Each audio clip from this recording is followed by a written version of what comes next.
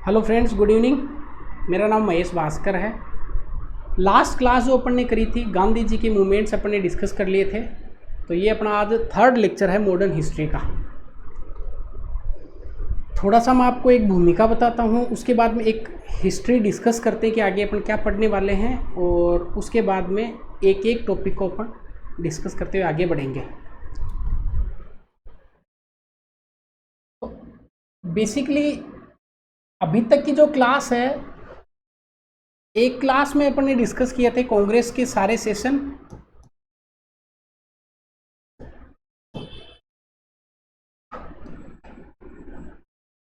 फिर अपन ने क्लास में डिस्कस किया था 1905 से लेके और 1919 तक।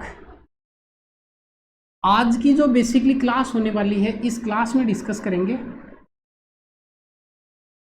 1920 से 1930।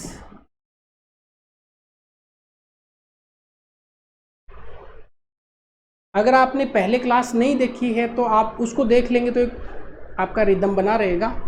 नहीं भी देखिए तो कोई बात नहीं। 1920 से 30 का इतिहास आज डिस्कस करेंगे।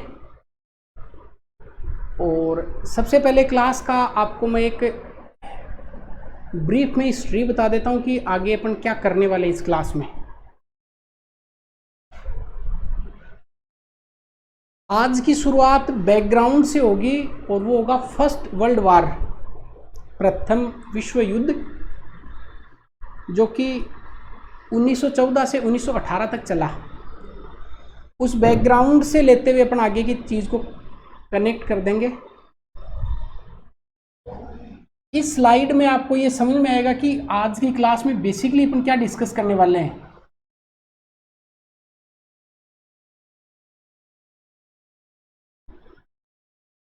– 1918 में पहला विश्व युद्ध समाप्त हो गया और पहले विश्व युद्ध में टर्की एक देश है जो कि ब्रिटेन के अगेंस्ट में था। यहां से आज की कहानी शुरू होने वाली है।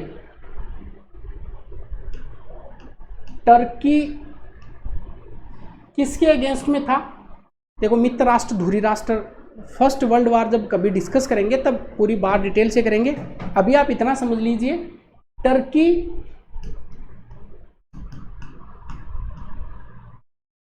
ब्रिटेन के अगेंस्ट में था और टर्की में खलीफा का पद हुआ करता था उस समय।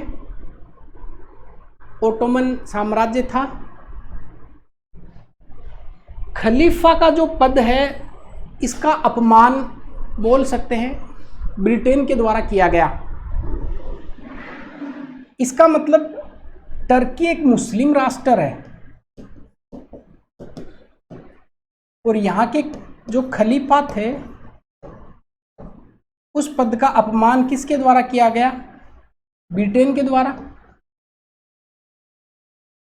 खलीफा ने विश्व के सारे मुस्लिम जो देश थे या जो मुस्लिम समुदाय था, उससे एक आह्वान किया कि आप हमें सपोर्ट कीजिए। इसका प्रभाव भारत में भी आया। भारतीय मुसलमानों ने तय किया कि हम मदद करेंगे खलीफा की, और यहां से एक आंदोलन शुरू होता है जिसका नाम है खिलाफत आंदोलन।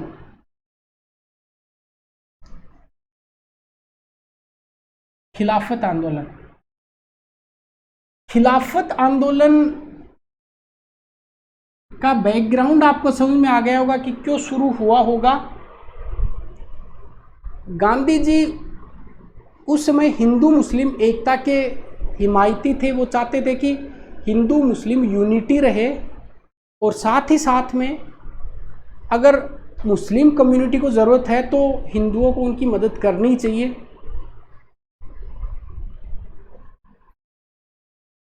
गांधी जी ने हिंदू मुस्लिम एकता पर जोर दिया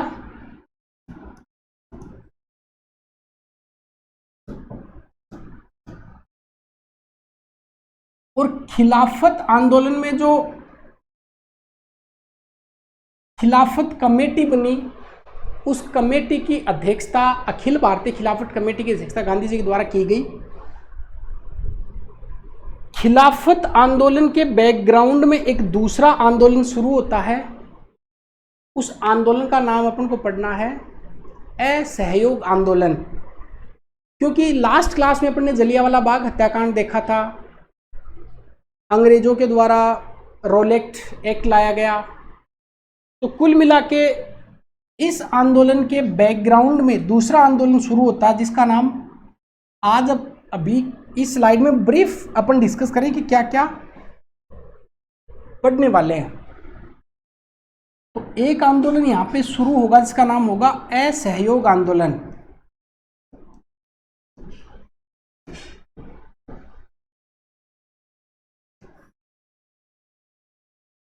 असहयोग आंदोलन जब अपने चरम पे था, उस समय एक घटना घटती है,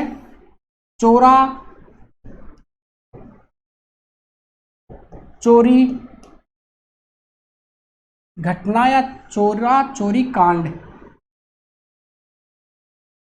इस घटना के बाद में असहयोग आंदोलन को समाप्त कर दिया गया और गांधी जी को गिरफ्तार कर लिया गया।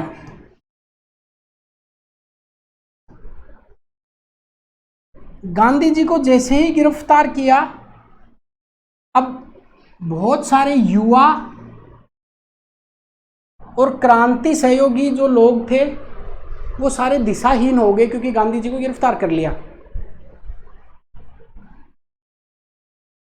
कुछ लोगों ने तय किया कि हम पॉलिटिकली, राजनीतिक रूप से स्टेब्लिश होंगे, तो एक पार्टी बनेगी यहाँ पे स्वराज पार्टी।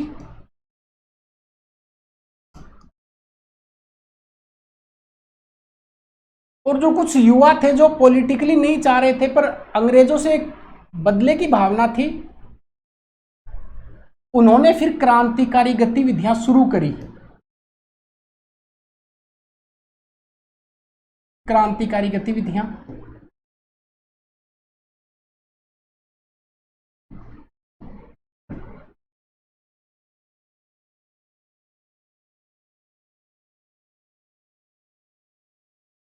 इस क्रांतिकारी गतिविधियों में अपन देखेंगे एक HRA बना और एक संगठन बना HSRA। इसकी घटना पढ़ेंगे काकोरी कांड और इसकी घटना पढ़ेंगे सैंडर्स हत्या, असेंबली बम कांड और लाहौर षड्यंत्र।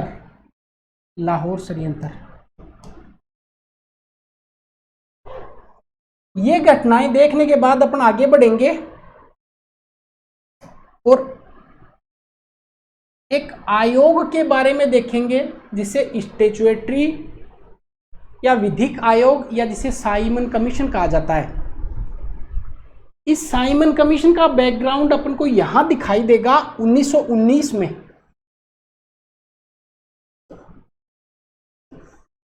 1774 के रेगुलेटिंग एक्ट, 1773 के रेगुलेटिंग एक्ट, 1784 के पिट्स इंडिया एक्ट, 1909 का मार्लेमिंटो, 1919 का मोंटेग्यू चेम्सफोर्ड, ये एक संवैधानिक सुधारों का एक सीक्वेंस है जिनको किसी और क्लास में अपन डिस्कस करेंगे।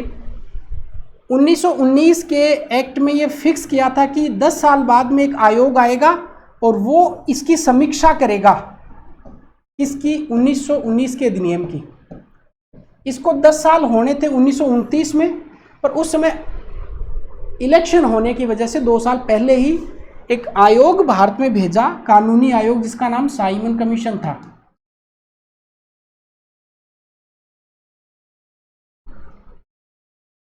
साइमन कमीशन भारत आया। साइमन कमीशन में चूंकि सारे लोग अंग्रेज थे इसलिए इसे व्हाइट मैन कमीशन भी कहा गया, कोई भारतीय नहीं था, इसका विरोध हुआ। फाइनली साइमन कमीशन की रिपोर्ट आई। तो यहाँ पे अपन बात करेंगे कि साइमन कमीशन ने अपनी रिपोर्ट में क्या दिया। साइमन कमीशन का जब विरोध हो रहा था उस समय एक बर्किंग हेड नाम के अंग्रेज अधिकारी थे, उन्होंने भारतीयों को चैलेंज किया कि अगर आप में इतनी यूनिटी है, इतने आप इंटेलेक्चुअल हैं, तो अपना खुद का संविधान बना के बताएं और उसकी शर्त ये होगी कि वो सर्वदलीय होगा, मतलब सारे दल उसमें पार्टिसिपेट करने चाहिए। इस वर्किंग हेड की चुनौती को स्वीकार करते हुए एक रिपोर्ट आई जिसका नाम है नेहरू रिपोर्ट। तो यहां पे अपन डिस्कस करेंगे कि नेहरू रिपोर्ट क्या थी, कौन सदस्य थे, कौन सचिव थे, कौन अध्यक्ष थे। नेहरू रिपोर्ट में कुछ ऐसी बातें थी जो कि मुस्लिम लीग को ठीक पसंद नहीं आई, तो इसके अगेंस्ट में मोहम्मद अली जिन्ना ने अपना एक 14 सूत्री फॉर्मूला दिया, जिसे जिन्ना का 14 सूत्री फॉर्मूला कहा जाता है।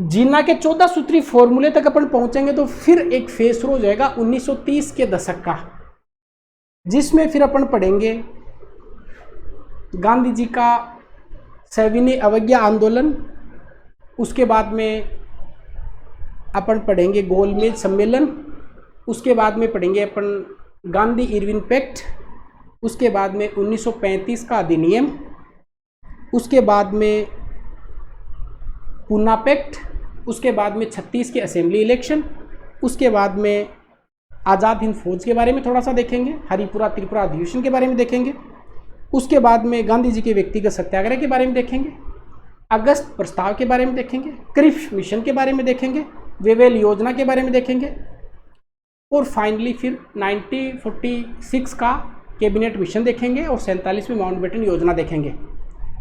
इसके आगे की सारी जो स्टोरी है वो नेक्स्ट क्लास में अपन डिस्कस करेंगे। अभी आपको ये स्लाइड ध्यान में रखनी है कि ये स्लाइड अपन डिस्कस करने वाले हैं अभी की क्लास में। चलिए, तो आज की क्लास बेसिकली शुरू होगी, वो होगी खिलाफत आंदोलन से। खिलाफत आंदोलन, हेडिंग लगाएंगे खिलाफत आंदोलन।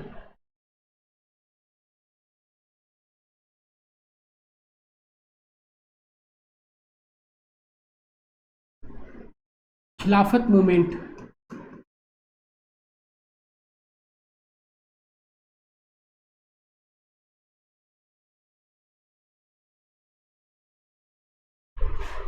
खिलाफत आंदोलन का बैकग्राउंड मैंने आपको बता दिया।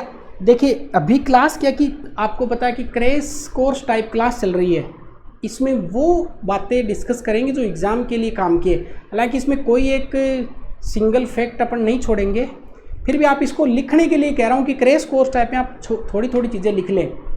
मैंने आपको बताया, स्टोरी अपन डिस्कस कर लेते हैं। पहला विश्व युद्ध हुआ, विश्व युद्ध समाप्त हुआ। टर्की में जो खलीफा का पद था ओटोमन साम्राज्य का, उस खलीफा पद का अपमान किया गया अंग्रेजों के द्वारा। खलीफा ने पूरे विश्व से क्या करी, अपील करी कि हमें मदद करनी चाहिए। भारत में उस समय अली बंधु, जिसमें मोहम्मद अली और शौकत अली, इन्होंने खिलाफत आंदोलन को लीड किया, जिसमें गांधी जी, अब्दुल कलाम आज़ाद, हसरत मोहानी जैसे नेता शामिल थे। और यहाँ से फिर कहानी शुरू होती है। खिलाफत आंदोलन का अगर बैकग्राउंड की बात करूँ, पृष्ठभूमि की बात करूँ, तो आपको ये बात समझ में आ गई कि ये खलीफा अपमान से जुड़ा हुआ मुद्दा था। खलीफा अपमान स्टोरी और भी है इसके पीछे के, पर उस पर भी जा नहीं सकते अपन, बस इतना ध्यान रख लेंगे। खलीफा अपमान हुआ, इन्होंने आह्वान किया। तो भारत में जो अली बंधु थे, क्वेश्चन पूछ सकता है कि जो अली बंधु हैं, अली बंधुओं का संबंध कौन से आंदोलन से जुड़ा हुआ है? खिलाफत आंदोलन से। और अली बंधुओं में दो का नाम आपको याद रखना है, एक मोहम्मद अली और एक शौकत अली। इन्होंने खिलाफत मूवमेंट, खिलाफत आंदोलन चलाया और एक अखिल भारतीय खिलाफत कमेटी बनी। ये क्वेश्चन पूछा जा सकता है परीक्षा में, अखिल भारतीय खिलाफत कमेटी।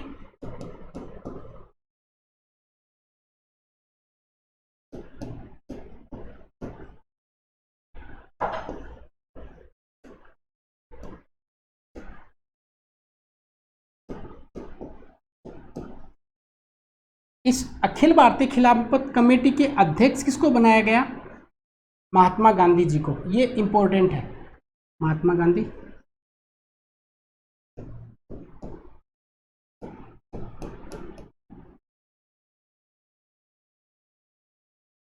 अली बंधुओं के अलावा कुछ नेता इसमें और शामिल थे। हसरत मोहानी,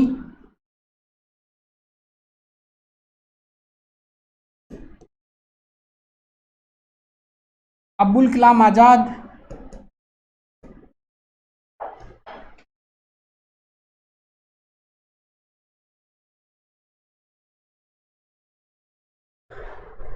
कुल मिला के कमेटी बनी।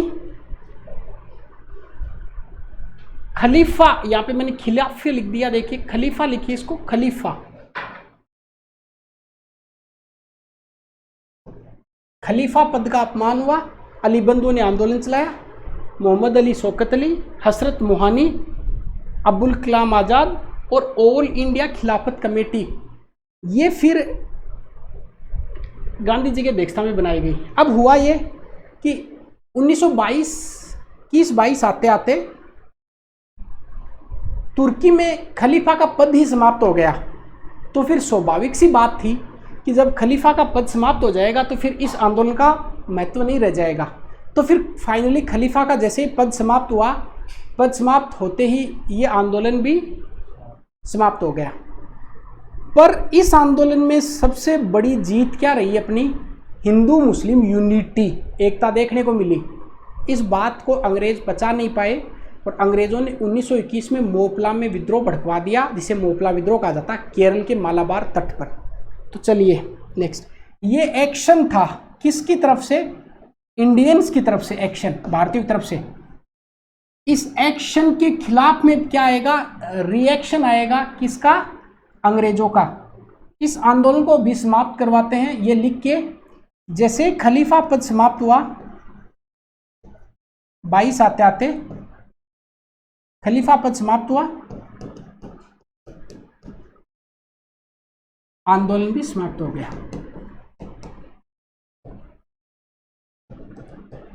पर सबसे अच्छा इसका जो रिजल्ट है वो क्या निकला? एकता, जो कि गांधी जी का ड्रीम था, हिंदू मुस्लिम एकता। ये हुआ एक्शन भारतीयों की तरफ से, खिलाफत आंदोलन। अब रिएक्शन किसकी तरफ से आएगा? अंग्रेजों की तरफ से। अगले पेज में लिखेंगे रिएक्शन।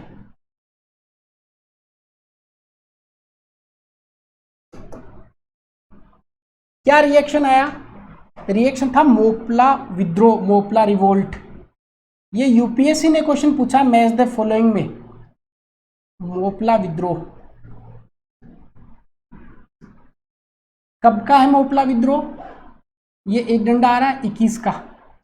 और वैसे भी आपको पता है कि जब 20 में 21 में जब हिंदू मुस्लिम एकता चरम पे थी तो 1921 का मोपला विद्रोह। इसका लोकेशन आपको पूछे तो ये अगर देखा जाए तो ये, जहाँ तक मैं ठीक हूँ, ये मालाबार तट है और इसके इधर कोरोमंडल तट है। इधर मालामाल है, इधर कोरे कोरे हैं। ये मालाबार तट है और यहाँ पे केरल। इसका लोकेशन कहाँ पे था? मालाबार तट।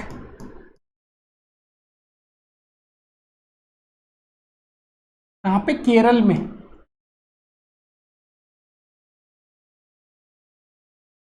ठीक,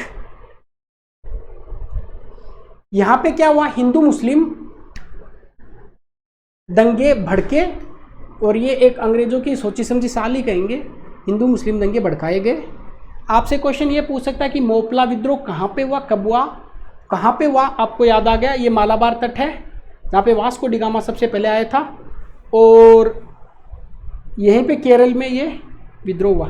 अब ये विद्रोह केरल तक सीमित नहीं रहा, पंजाब, फिर अमृतसर, नागपुर, मतलब महाराष्ट्र, पंजाब। इधर देखिए आपको ये अगर मैप समझ में आता है इंडिया का, तो यहाँ से फिर यहाँ तक ये इस एरिया में मोपला विद्रोह फैला। अब ये आपके लिए भी काम का नहीं है, आरएएस के लिए, पर आईएएस में क्या प्री में कथन देगा? मोपला विद्रोह केवल मालाबार तक सीमित था, नहीं, बस इतना देखो कि मालाबार तक सीमित नहीं था, ये महाराष्ट्र, अमृतसर, पंजाब, यहां तक भी फैल गया। अब ये रिएक्शन था अंग्रेजों का। अब वापस एक्शन किसका आएगा? भारतीयों का। और शुरू किया असहयोग आंदोलन, नॉन कोऑपरेशन मूवमेंट। इंपॉर्टेंट है, याद रखेंगे। तो सबसे पहले आपने देखा एक्शन भारतीयों का, इसके खिलाफ में रिएक्शन किसका आया? अंग्रेजों का। अब वापस एक्शन किसका आएगा? भारतीयों का। और अब याद रखेंगे आप असहयोग आंदोलन, नॉन कोऑपरेशन मूवमेंट, जो कि मोस्ट इंपॉर्टेंट है आपकी एग्जाम के लिए। तो बात करते हैं असहयोग आंदोलन की।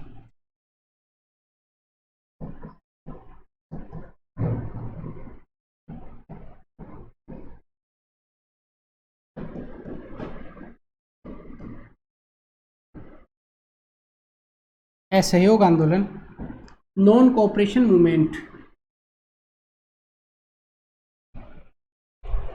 असहयोग आंदोलन है ये 1 अगस्त 1920 को शुरू होता है और 12 फरवरी 1922 को ख़त्म हो जाता है। इसके बीच की घटनाएं देखने वाले, इसके उद्देश्य क्या थे, असहयोग आंदोलन के कार्यक्रम क्या क्या थे, क्यों ख़त्म हुआ, क्या प्रोग्रेस हुई, सारी बातें।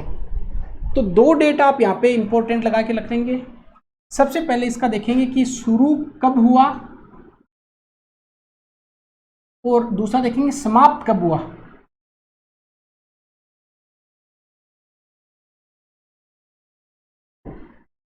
फर्स्ट ऑफ अगस्त, 1 अगस्त 1920 को ये शुरू हुआ और 12 फरवरी 12 फरवरी 1922 को ये आंदोलन समाप्त हो गया। इसका मतलब है कि ये जो आंदोलन है ये लगभग 2 साल के पीरियड में अपन को देखने को मिलेगा। आप ध्यान रख लेंगे। नाम इसका असहयोग, मतलब किसका सहयोग नहीं करना है? अंग्रेजों का। इस आंदोलन के 3 मुख्य उद्देश्य हैं जो आपको ध्यान रखने हैं। कभी परीक्षा में कथन आ सकता है असहयोग आंदोलन का क्या उद्देश्य था। तो इस आंदोलन के अगर उद्देश्यों की बात करें असहयोग आंदोलन के, तो 3 अपन ध्यान रखेंगे उद्देश्य।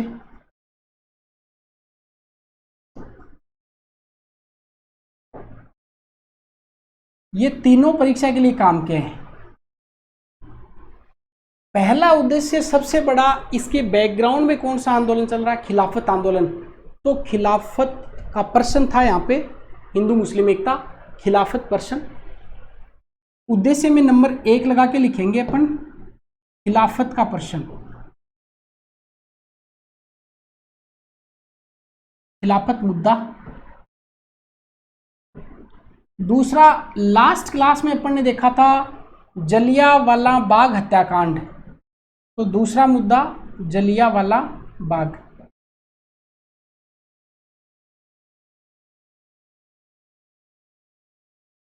और तीसरा जो हर एक आंदोलन में चलेगा, स्वराज की प्राप्ति।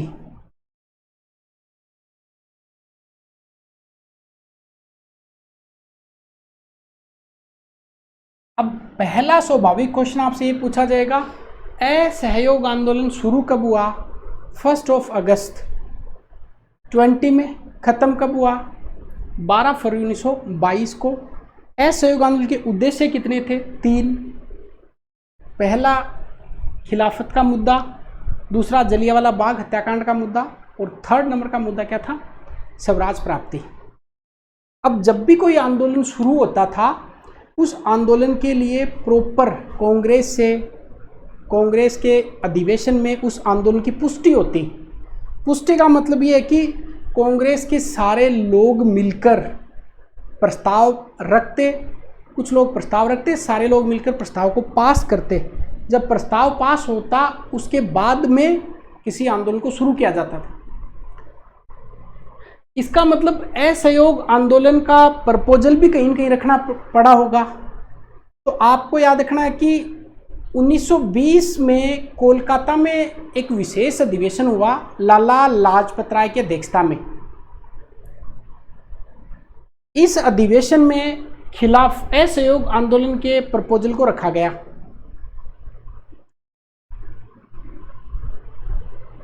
CR दास ने इसका विरोध किया कि इस प्रकार का आंदोलन अभी चलाने की जरूरत नहीं है।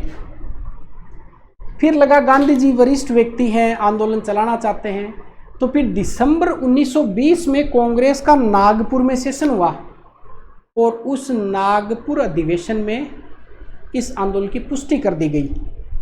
आपको परीक्षा में असहयोग आंदोलन के कांग्रेस के सेशन से लेकर 2 क्वेश्चन पूछ सकता है। पहला क्वेश्चन ये पूछेगा कि कांग्रेस के कौन से अधिवेशन में असहयोग आंदोलन की पुष्टि दी गई, तो 2 अपन यहां पे याद रखेंगे अधिवेशन।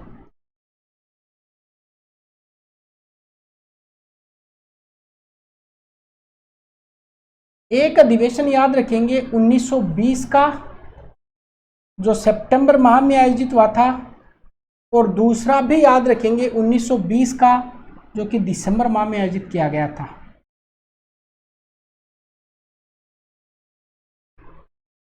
उन्नीस सौ 1920 का जो कांग्रेस का सेशन आयोजित हुआ वो एक विशेष अधिवेशन था और कोलकाता में आयोजित हुआ।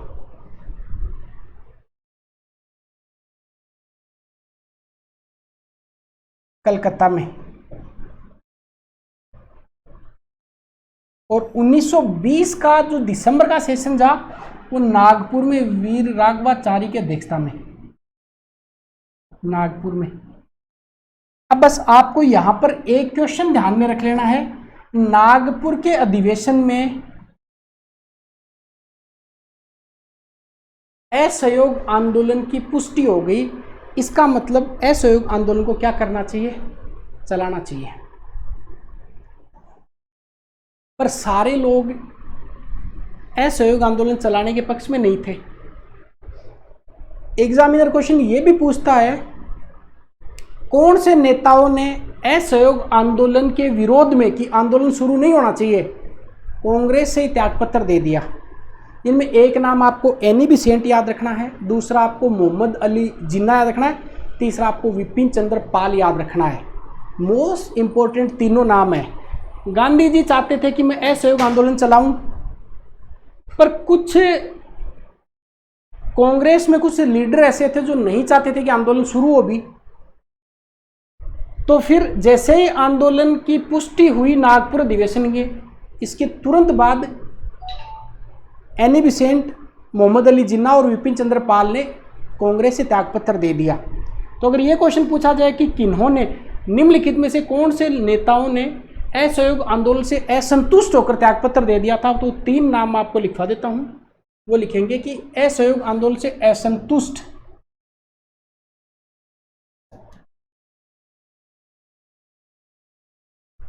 नेताओं ने त्यागपत्र दे दिया, और उनमें आपको 3 नाम याद रखना है। एक मोहम्मद अली जिन्ना, दूसरा एनी बेसेंट,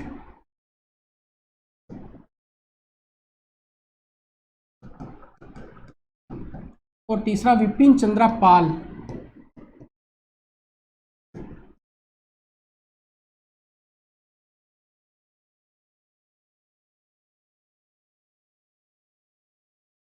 विपिन चंद्र,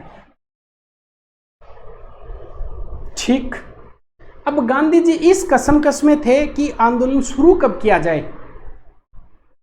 इतिहास में देखो ऐसे भी पढ़ने को मिलता है कि साहब तिलक और गांधी जी के थोड़े से वैचारिक मतभेद भी हुआ करते थे, और स्वाभाविक सी बात है कि इंटेलेक्चुअल जो लेवल होता है जिन लोगों का बौद्धिक स्तर, उनमें वैचारिक मतभेद होने ही चाहिए और होते भी हैं। गांधी जी इस कसम में थे कि आंदोलन कब शुरू किया जाए। 1 अगस्त को तिलक साहब की डेथ हो गई, गांधी जी ने उसी दिन आंदोलन शुरू कर दिया। तो 1 अगस्त को जैसे तिलक साहब की डेथ हुई, उसी दिन असहयोग आंदोलन शुरू हो गया। साथ ही जैसे उनकी डेथ हुई, एक तिलक स्वराज फंड भी बनाया गया, उसमें 1 करोड़ रुपए एक दिन में जमा हो गए। अब सोच सकते हैं कि 1920 के 1 करोड़ आज ये कितना बड़ा अमाउंट है। 2 चीजें और याद रखेंगे, आंदोलन शुरू कब हुआ, जो शुरुआत में मैंने डेट लिखा दी थी आपको, एक डेट लिख देंगे इसके बैकग्राउंड में, 1 अगस्त 1920 तिलक साहब की डेथ हो गई। डेथ इसी दिन गांधी जी ने असहयोग आंदोलन शुरू कर दिया और साथ में एक तिलक स्वराज फंड बनाया गया जिसमें 1 करोड़ रुपए जमा हुए। तिलक स्वराज फंड कितने रुपए जमा हुए? 1 CR, 1 करोड़ रुपए जमा हो गए। इसका मतलब कुल मिला के आपने आंदोलन को शुरू करवा दिया और आंदोलन शुरू हो गया असहयोग आंदोलन, जिसको क्या बोलते हैं? एक खोखा 1 करोड़। आंदोलन शुरू हुआ तो देखो, गांधी जी के आंदोलन की एक सबसे बड़ी खूबसूरती ये थी, उनके पास कार्यक्रम हुआ करते थे। और आप कोई भी काम करते हैं, कोई भी संगठन चलाते हैं, कोई भी आंदोलन चलाते हैं, कोई भी परीक्षा की तैयारी करते हैं, कार्यक्रम जरूरी है, प्लानिंग जरूरी है आपकी। गांधी जी के पास वेल प्लान्ड काम होते थे। असहयोग आंदोलन में कुछ चीजों को स्वीकार करने की बात की गई, कुछ चीजों के बहिष्कार की बात की गई। स्वीकार कौन कौन सी चीजें करेंगे? उन्होंने कहा कि साहब, जो राष्ट्रीय आंदोलन है इसको चलाया जाना चाहिए, स्वदेशी वस्तुओं को अपनाया जाना चाहिए, हिंदू मुस्लिम एकता की तरफ फोकस किया जाना चाहिए और अस्पृश्यता जैसी बीमारी का अंत किया जाना चाहिए। बहिष्कार किस चीज़ों का होगा साहब? पहली बात तो कि सरकारी स्कूल हैं, सरकारी कॉलेजेस हैं, सरकारी दफ्तर है, इनका बहिष्कार किया जाना चाहिए। साथ साथ में जो भी विदेशी सामान है, आपको पता ना कि विदेशी वस्तुओं की होली जलाई गई, ऐसा पढ़ते थे अपन बुक्स। विदेशी वस्तुओं का बहिष्कार किया गया, स्वदेशी को अपनाया गया। यहाँ तक बात आपके समझ में आ गई होगी। इसका मतलब असहयोग आंदोलन इस दिन शुरू हो गया। शुरू होने के बाद असहयोग आंदोलन ने अपने कौन कौन से प्रोग्राम किए, तो अब नेक्स्ट स्लाइड में अपन देखते हैं इसके कार्यक्रम।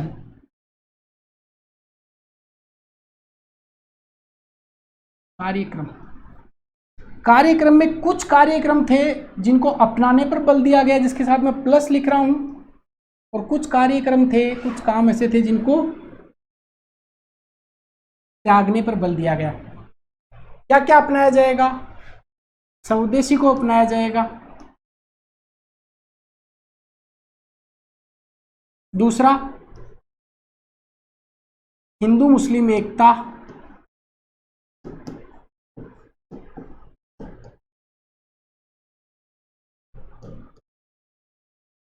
तीसरा, अस्पृश्यता का अंत।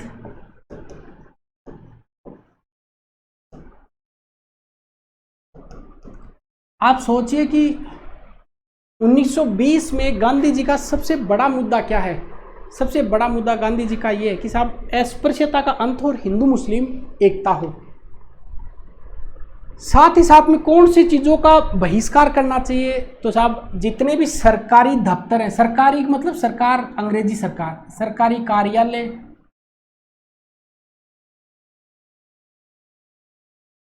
यहाँ पे स्कूल्स भी आएंगी, कॉलेजेस भी आएंगी और विदेशी सामान भी आएगा। विदेशी सामान, इसका बहिष्कार किया जाना चाहिए। इसका मतलब गांधी जी का ये आह्वान था जनता से कि जितना संभव हो सके उतना अंग्रेजों का सहयोग नहीं करना है और जितना संभव हो सके उतना विदेशी वस्तुओं का बहिष्कार करना है। आंदोलन अच्छी गति से चल रहा था, बढ़िया चल रहा था, सारी स्थितियां ठीक चल रही थी, पर हुआ ये कि साहब बात है 4 फरवरी 1922 की। 4 फरवरी 1922 को एक जगह है जिसका नाम है चोरा चोरी। पहले आएगा फिर ई आएगा, मेंस में उत्तर लिखने के लिए काम की बात है। अपन चोरी चोरा बोल दिया भी जाता है, कई बार गलती से लिख भी दिया जाता है, तो एग्जामिनर को थोड़ा ठीक नहीं लगेगा। आपको ध्यान रखना है कि साहब नाम है पहले आ फिर ई, चोरा चोरी। 4 फरवरी 1922 को भगवान अहीर नाम के एक व्यक्ति थे। भगवान अहीर के नेतृत्व में जुलूस निकल रहा था।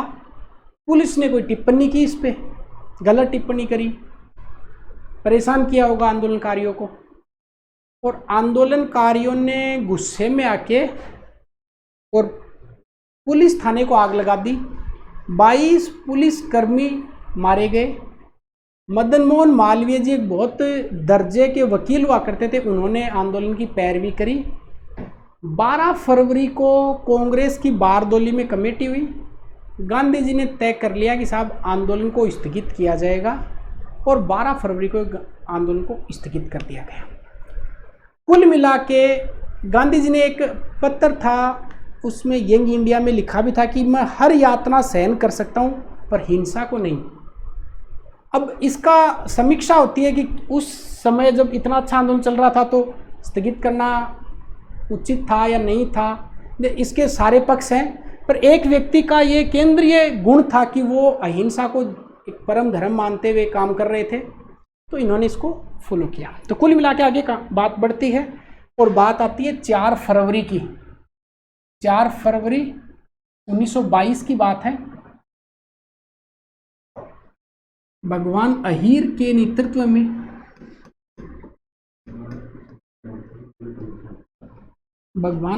नेतृत्व में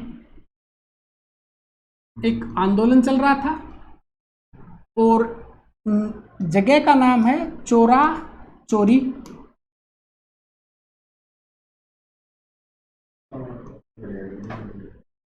पुलिस थाने को आग लगा दी। 22 पुलिसकर्मी मारे गए। जैसे ही मारे गए, गांधी जी को यह बात समझ में आ भी चुकी थी कि अब आंदोलन हिंसक हो चुका है, और अगर आंदोलन हिंसक होता है, देखिए आज के समय में आप अगर धरना करते कहीं पे धरना स्थल पर बैठ के, तो जब तक पुलिस की हिम्मत नहीं होती है शांतिपूर्ण आंदोलन को छेड़ने की, जब तक कि वो अहिंसात्मक चल रहा होता है। और एक बार थोड़ा सा विद्रोह करके देखिए, पुलिस इसी इंतजार में रहती है कि आप थोड़ा सा कुछ लॉ एंड ऑर्डर को तोड़े, फिर वो आंदोलन आराम से पुलिस निपटा लेती है। अंग्रेज चाह भी रहोगे कि गांधी जी थोड़े दिन और चलने दो इस आंदोलन को, क्योंकि अब आंदोलन हिंसक हो चुका था, और हिंसा को निपटाना राज्य के लिए, स्टेट के लिए, पुलिस के लिए सबसे आसान है। शांतिपूर्ण कोई बैठा हुआ अनशन कर रहा है, उसको हाथ लगाना एक बहुत बड़ा जुर्म मान लिया जाता है कि उसका मूल अधिकार है, भाई वो बैठ सकता है, शांतिपूर्ण वो प्रतिरोध कर सकता है। गांधी जी इस बात को वकील थे, समझ चुके थे। अब आंदोलन समाप्त नहीं किया तो कईयों की कमर टूटने वाली है, और गांधी जी ने आंदोलन को स्थगित कर दिया। 12 फरवरी को 1922 को आंदोलन स्थगित हो गया। अब इतनी हिंसक घटनाएं हुई है। लीड कौन कर रहे थे? गांधी जी। गांधी जी का गिरफ्तार होना तय हो गया था, और गांधी जी को गिरफ्तार कर लिया। ब्रूमफील्ड नाम का न्यायाधीश था, गांधी जी को 6 साल की सजा सुनाई। 2 साल बाद में स्वास्थ्य कारणों के कारण गांधी जी को 24 में रिहा कर दिया, और फिर वो बेलगाम आंदोलन की अध्यक्षता भी करते हैं। चलिए, तो ये घटना हुई। और 12 फरवरी को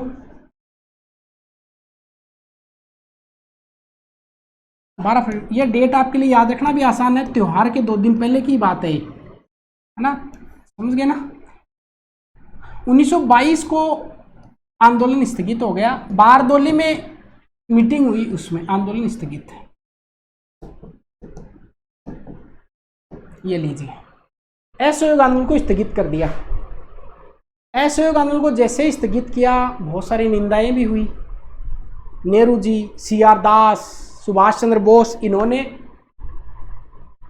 निंदा करी गांधी जी की कि इस समय इस चरम पे जो आंदोलन चल रहा था, इसको स्थगित करना कोई विवेकपूर्ण कार्य नहीं है। तो निंदा किस किसने करी? निंदा करने वालों के नाम लिखवा देते हैं। इस आंदोलन की निंदा हुई कि क्यों स्थगित कर दिया, कितना सही आंदोलन चल रहा था। CR दास ने, सुभाष चंद्र बोस ने।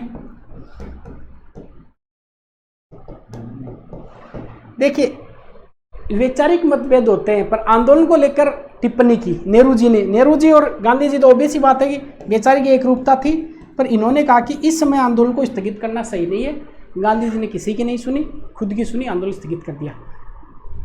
बात है 12 फरवरी की। थोड़े दिन गांधी जी को रेस्ट करने दिया, 10 मार्च को गांधी जी को गिरफ्तार कर लिया। अब क्योंकि आंदोलन हिंसक था, लीड गांधी जी कर रहे थे, और गांधी जी को 10 मार्च 1922 को 10th ऑफ मार्च 1922 को गांधी जी को गिरफ्तार कर लिया। और गिरफ्तार, ये क्वेश्चन एक बार यूपी पीसीएस में पूछा, उत्तर प्रदेश लोक सेवक में, कि गांधी जी को सजा किसने सुनाई। वैसे क्वेश्चन पूछते हैं। वो ये भी पूछ लिया कि जब तिलक साहब की मृत्यु हुई तो कंधा देने वालों 4 में से कौन कौन नहीं थे जिन्होंने कंधा दिया था। ऐसे क्वेश्चन पूछे जाते हैं वहाँ पे। उन्होंने क्वेश्चन पूछ लिया कि किस न्यायाधीश ने गांधी जी को सजा सुनाई। ब्रूमफील्ड ने, याद रखिए। तो 10 मार्च 1922 को ब्रूमफील्ड ने गांधी जी को 6 वर्ष की सजा सुनाई। तो 22 और 6 28 में गांधी जी बाहर आने थे, पर गांधी जी स्वास्थ्य कारणों के आधार पर 24 में गांधी जी को रिहा कर दिया। और फिर आपको मैंने कांग्रेस के अधिवेशन में बताया था, गांधी जी छूट के आए जेल से, तो 24 में जो बेलगांव कर्नाटक में जो कांग्रेस का अधिवेशन था उसकी अध्यक्षता भी गांधी जी ने करी। यहां तक बात आपके एक समझ में आ गई। अब गांधी जी चले गए जेल में। असहयोग आंदोलन में कितनी बड़ी भीड़ थी पूरे देश में, अब वो कहां जाए भाई। जिन्होंने नए नए बंदूक हथियार खरीदे थे वो चलाए कहां। अब शुरू होगा एक नया फेज। इस कांग्रेस में, इस आंदोलन में जो सीनियर लीडर थे, ये आपको मैं स्टोरी क्रिएट करके बता रहा हूं ताकि समझ में आ जाए चीजें, आप भूले नहीं कभी।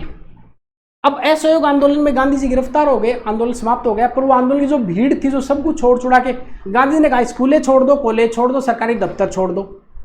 अब वो बच्चे जाएं कहाँ, स्कूल जाते नहीं है, वहाँ से टीसी कट गई, उनकी नौकरी वैसे छूट गई। अब वो जाएं कहाँ, घर वाले वैसे बोलेंगे आंदोलन के चक्कर में छोड़ दिया सब कुछ। तो अब तो कुछ बड़ा काम होना ही था। तो जो सीनियर जो लीडर थे, ऐसे कहानी के तौर पे बता रहा हूँ, उन्होंने तो अपनी पार्टी बना ली, स्वराज पार्टी बनाते हैं। और जो जूनियर लीडर थे उन्होंने कहा कि हम तो क्रांतिकारी गतिविधियों में आएंगे। ये एग्जैक्टली जो बोल रहा हूँ सही नहीं है, पर आपको एक स्टोरी क्रिएट, फैक्ट सारे सही है, मतलब कहानी में आपको ट्विस्ट लाने के लिए कुछ चीजें मैं इस प्रकार की बता रहा हूँ। असहयोग आंदोलन है वो जैसे समाप्त हुआ, अब लोगों की तरफ से 2 रिएक्शन आएंगी। जो युवा थे इन्होंने क्रांतिकारी गतिविधियों की तरफ आगे बढ़े, ऐसा समझ लीजिए एक बार याद रखने के लिए, ताकि 1922 से लेकर 28 तक का इतिहास जुड़ जाएगा इससे। और जो युवा थे, युवा और प्लस सीनियर, उन्होंने कहा कि एक पार्टी बनाते हैं, इसका नाम रहेगा स्वराज पार्टी। स्वराज पार्टी। अब जो कांग्रेस था उसमें 2 धड़े बट गए। एक जो परिवर्तन चाह रहे थे जिनको स्वराजी बोला गया, और जो परिवर्तन नहीं चाह रहे थे ये नॉन चेंजर हो गए। परिवर्तन चाहने वाले और परिवर्तन नहीं चाहने वाले, चेंजर या नो चेंजर। तो यहां पे कांग्रेस दोबारा, बहुत पहले वंस अपॉन ए टाइम 1907 में मैंने बताया था, सूरत अधिवेशन में कांग्रेस 2 भागों में टूटी थी। अब वापस कांग्रेस 2 भागों में टूटी है। एक स्वराजिस्ट हो गए जो स्वराज पार्टी बनाएंगे, एक वो जो स्वराज पार्टी नहीं बनाएंगे, कांग्रेस में ही रहेंगे और कांग्रेस को ही आगे बढ़ाएंगे। ठीक। अच्छा, इनके मन में क्या है कि हम स्वराज पार्टी बना लें? इसके लिए बैकग्राउंड में चलते हैं। मैंने क्या बताया, 1918 में पहला वर्ल्ड वार समाप्त हुआ। एक तरफ तो खिलाफत आंदोलन चली गया था, दूसरी तरफ 1919 में संवैधानिक सुधारों की कड़ी में मॉन्टेग्यू चेम्सफोर्ड अधिनियम आया, एक एक्ट आया, अभी आप इतना समझ लीजिए। और इस एक्ट में यह कहा कि प्रांतों में और केंद्रीय विधानमंडलों में चुनाव लड़ सकते हैं इंडियंस पार्टी। ये देसी भाषा में बता रहा हूं। तो स्वराज पार्टी वालों ने कहा कि अच्छा मौका है ना, 1919 के अधिनियम में हमें बोल ही दिया गया है कि आप भी चुनाव लड़ सकते हो, तो क्यों ना इनकी छाती पे रहेंगे और मूंग दलेंगे, स्वराज पार्टी बनाएंगे। कांग्रेस वालों ने कहा कि नहीं नहीं, अभी अपन चुनाव नाम नहीं लड़ेंगे, अपन तो कांग्रेस में ही जो गतिविधियों को आगे बढ़ाएंगे। इसको लेकर दो धड़े बट गए। एक जो चेंज चाहते थे उनको चेंजर बोला गया, परिवर्तनकारी। जो चेंज नहीं चाहते थे, जो कांग्रेस में रहना चाहते थे, उनको बोला गया नो चेंजर या गैर परिवर्तनकारी। अब यहाँ पे अपन पढ़ेंगे स्वराज पार्टी के बारे में और क्रांतिकारी गतिविधियों के बारे में। बैकग्राउंड समझ में आ गया होगा आपके।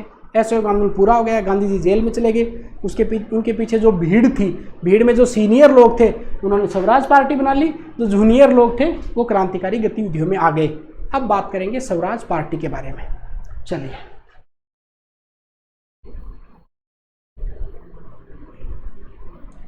स्वराज पार्टी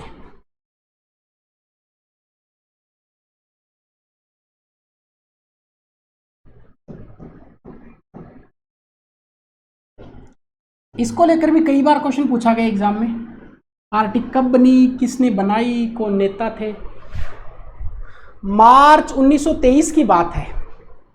इलाहाबाद में मोतीलाल नेहरू, जो पंडित जवाहरलाल नेहरू के पापा थे, और चित्तरंजन दास, इन दोनों ने मिलकर और स्वराज पार्टी बनाई। स्वराज पार्टी की स्थापना की कब? मार्च 1923 में। इसमें कुछ और लोग जुड़े जिनका नाम विट्ठल भाई पटेल, हकीम अजमल, मदन मोहन मालवीय, श्रीनिवास आयंगर, बहुत सारे लोग थे। इनके नाम अपन देखते हैं। आपको जितना बताया 2 मिनट उसका रिवाइज कीजिए आप लोग, और उसके बाद नेक्स्ट प्रोसीड करते हैं। ब्रेक ले लेके अच्छे तरीके से अपन पढ़ने वाले हैं, तो मिलते हैं अपन थोड़ी देर के बाद में।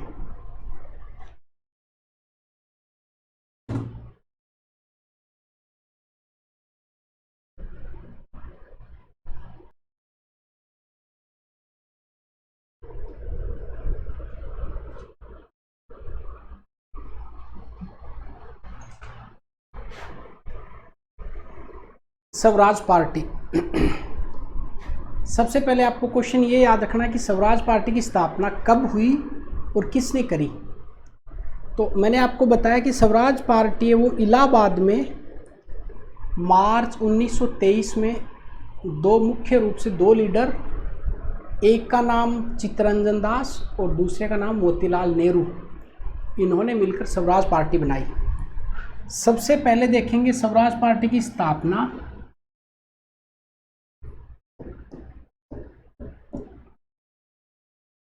किसने करी, लीडर्स या स्थापना करता।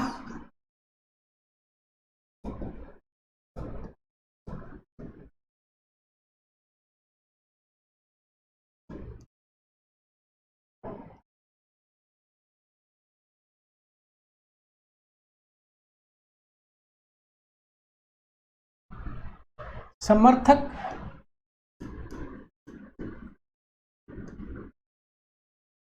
और उद्देश्य।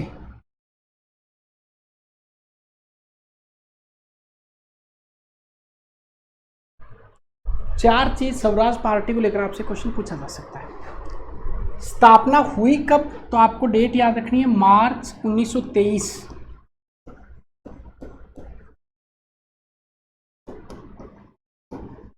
कहां पे हुई? इलाहाबाद में, जिसका नाम प्रयागराज। स्थापना किस किसने करी, तो 2 नाम आप याद रखेंगे, चित्तरंजन दास, जिनका नाम CR दास भी आपको मिलेगा, चित्तरंजन दास, और दूसरा नाम आप रखेंगे मोतीलाल नेहरू।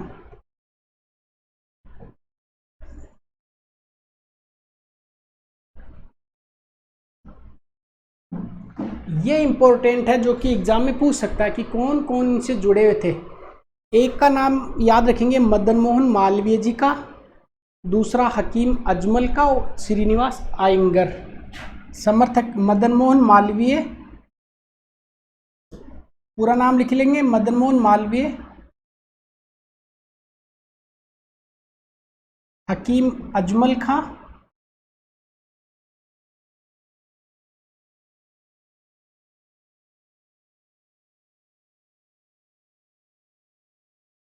श्रीनिवास अयंगर,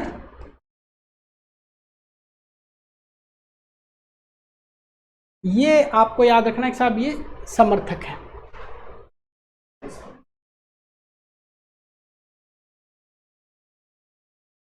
देश बंधु किन्हें कहा जाता है? सी आर दास साहब को देश बंधु की उपाधि, देश बंधु या लिख लेंगे ये भी थोड़ा सा। इस पार्टी के उद्देश्य दो थे, एक कॉमन जो उद्देश्य चलता है स्वराज दिलाना, और दूसरा जो भी गवर्नमेंट की पॉलिसीज हैं, सरकारी जो नीतियां हैं, इनकी आलोचना करना। उद्देश्य आप दो लिखेंगे, स्वराज, और दूसरा लिखेंगे सरकारी नीतियों की आलोचना।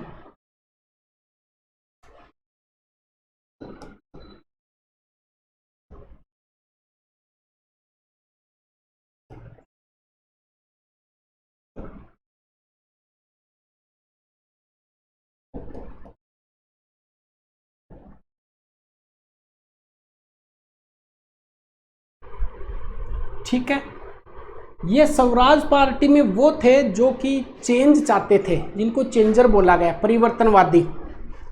इसके अगेंस्ट में वो लोग जो कांग्रेस में ही रहना चाह रहे थे और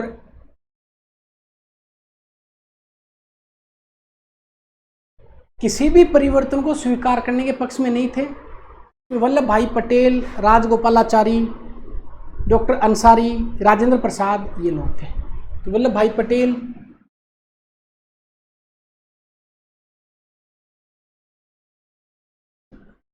डॉक्टर अंसारी, यही देखिए, यहीं से शुरू होता है कांग्रेस का दूसरा पार्टीशन। ये नो चेंजर थे, जो कोई चेंज नहीं चाहते थे। ये कौन थे जो चेंज चाहते थे? राजगोपालाचारी,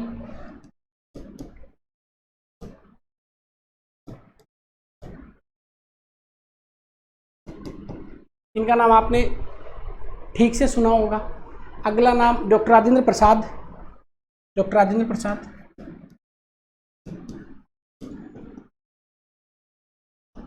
इसका मतलब देखो, कांग्रेस दो भागों में बट रही है।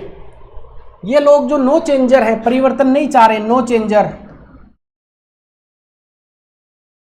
जो परिवर्तन नहीं चाह रहे हैं, ये लोग चित्तरंजन दास, मोतीलाल नेहरू, मदन मोहन मालवीय, हकीम अजमल, श्रीनिवास अयंगर जैसे जो परिवर्तन चाह रहे थे। इसका मतलब कांग्रेस का दूसरा विभाजन हुआ, चेंज चाहने वाले और चेंज नहीं चाहने वाले। स्वराज पार्टी को लेकर आपसे क्वेश्चन ये पूछा जा सकता है। अब कुल मिला के ये था कि साहब स्वराज पार्टी बने नहीं बने, स्वराज पार्टी में क्या हो क्या नहीं हो, गांधी जी किस तरफ जाएंगे, गांधी जी स्वीकार करेंगे कि नहीं करेंगे। तो एक क्वेश्चन पूछा जाता है कि साहब गांधी दास पैक्ट क्या था। ऐसा क्वेश्चन अगर परीक्षा में आपसे पूछे तो इस पार्टी से संबंधित ही एक गांधी दास पैक्ट हुआ, चित्तरंजन दास और गांधी जी के बीच में। इसको दास पैक्ट बोला जाता है। कुल मिला के मोतीलाल नेहरू, चित्तरंजन दास, इन्होंने कांग्रेस से त्यागपत्र दे दिया और ओबीसी बात है कि इन्होंने अपनी पार्टी बना ली। अब इन्होंने देखा कि यार कम से कम कांग्रेस टूटे नहीं, इसको लेकर इस पार्टी को जो मान्यता है वो दिल्ली के अधिवेशन में दी गई, कांग्रेस का अधिवेशन, और अध्यक्षता कर रहे थे अबुल कलाम आज़ाद। तो क्वेश्चन ऐसा पूछ लिया जाए आपसे परीक्षा में कि क्या स्वराज पार्टी को मान्यता मिली थी क्या? यस, मान्यता दे दी गई। दिल्ली में अधिवेशन का आयोजित हुआ, उस दिल्ली अधिवेशन में कम से कम कांग्रेस से लोग दूर नहीं जाएं और साथ ही साथ में विरोध नहीं हो, विरोध को मैनेज करने के लिए, और दिल्ली में अबुल कलाम आज़ाद की अध्यक्षता में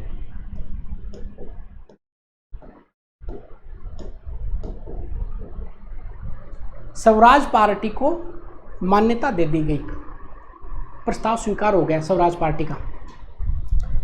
अब आपको पता है कि साहब 1923 में चुनाव होने वाले थे। 1919 के अधिनियम के तहत स्वराज पार्टी बन गई थी। स्वराज पार्टी ने बहुत अच्छा प्रदर्शन किया, केंद्रीय विधानसभा में भी और प्रांतीय विधानसभाओं में भी। केंद्रीय विधानमंडल में टोटल 101 में से 42 सीट मिली इनको। तो अब इनका देखते हैं कि पार्टी बनी है तो पार्टी क्या करेगी, चुनाव लड़ेगी। तो अब बात करते हैं चुनाव की, इलेक्शन की। 1923 में चुनाव हुआ, चुनाव की बात करते हैं। इस चुनाव में केंद्र के लिए चुनाव, केंद्रीय विधानमंडल के लिए और प्रांतों के लिए चुनाव। थोड़ा सा देख लेंगे यहाँ पे 1 मिनट में। पार्टी को शानदार सफलता मिली। केंद्रीय विधानमंडल में 101 जो सीट थी उनमें से 42 सीट, आप सोच के देखिए, मतलब अच्छी सीटें प्राप्त करी। और प्रांतों में भी कई जगह, जैसे मध्य प्रांत में इनको स्पष्ट बहुमत मिला। बंगाल में सबसे बड़ी पार्टी के रूप में उभरी, तो मध्य प्रांत, बंगाल।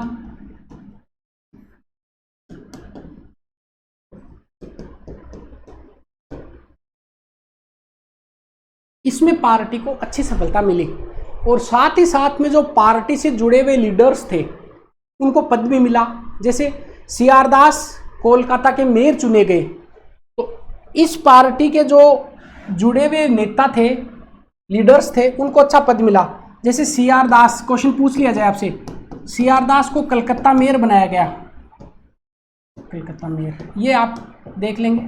और साथ ही साथ आपको ये भी बताया कि 1925 में विट्ठल भाई पटेल केंद्रीय विधानमंडल, केंद्रीय विधानसभा के अध्यक्ष बनाए गए। तो 1925 में ये क्वेश्चन आपको इंपॉर्टेंट लगाना है, विट्ठल भाई पटेल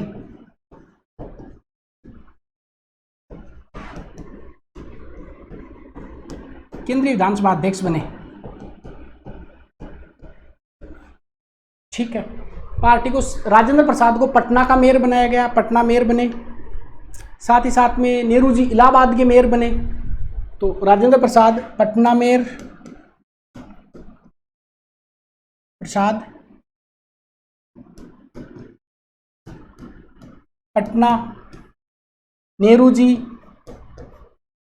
इलाहाबाद के मेयर का पद। इसका मतलब स्वराज पार्टी को एक अच्छी सफलता मिली और स्वराज पार्टी ने जीत हासिल करी। अब स्वराज पार्टी करेगी क्या? चूंकि स्पष्ट बहुमत तो नहीं है पर इनकी स्थिति बड़ी मजबूत है, तो जैसे ही अंग्रेज कोई भी बिल पास करते, बजट पास करते, ये अड़ंगा अटका देते उसमें बीच में। इसका मतलब ये इंटरवीन करते। भाई इनके पास इतना तो स्पष्ट बहुमत नहीं था, पर अच्छी स्थिति होने के कारण जैसे ही अंग्रेज कोई बिल लेके आते उसका विरोध होता, ये जोरदार विरोध करते। हालांकि गवर्नर जनरल के विशेषाधिकार से बिल पास कर दिया जाए, बजट पे ये अड़ंगा अटका देते थे। तो फिर अंग्रेजों ने पूछा कि भाई आप चाहते क्या हैं? तो इन्होंने कहा कि हम चाहते हैं गोल मेज सम्मेलन। इसका मतलब, गोल मेज का मतलब एक राउंड टेबल हो और उस राउंड टेबल पे डिस्कशन किया जाए, हमें आप लोग बराबर में बैठा के डिस्कस करो। तो इसका मतलब ये पार्टी क्या करती थी? ये पार्टी